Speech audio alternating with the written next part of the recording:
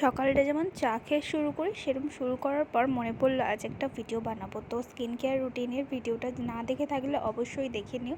তারপরে গেলাম নতুন জুতো পরে কেক আনতে। ইশিকা এক জায়গা থেকে কেক অর্ডার দিয়েছিল ওর বোনের জন্য। আর অসময়ে কালী ঠাকুর দেখে তোমাদের মতো আমরাও শকড হয়ে গেছি। তারপরে দেখলাম কাশফুল, দুর্গাপূজা যেটা ছাড়া একদম অসম্পূর্ণ। তারপরে দেখলাম এরকম মেঘ করে এসেছে, একটু বাইরে বেরোনোর কথা ছিল, তাই হয় না। আজ মা আমার বোন পরে এই জামাগুলো কেচেছিল, আর ওর টুপিটা দেখো কত কিউট। তারপরে ইলিশ মাছ দিয়ে ভাত খেলাম। তো আমার ভাগের ইলিশটাও আমি খেয়েছি। এটা ছিল কাকির বার্থডের জন্য চাউমিন।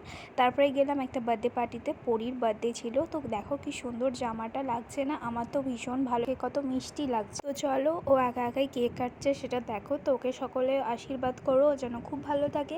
তো আমার তো দ্বিতীয় দিনটা এভাবেই কেটেছিল, হাসি মজা করে। যেহেতু জন্মদিন বাড়ি, কেক তো খেতেই হবে। আর তারপরে ওরা চিকেন দিয়েছিল, বাড়ি এসে চিকেন খেলাম। তো এটাই ছিল ভিডিওটা।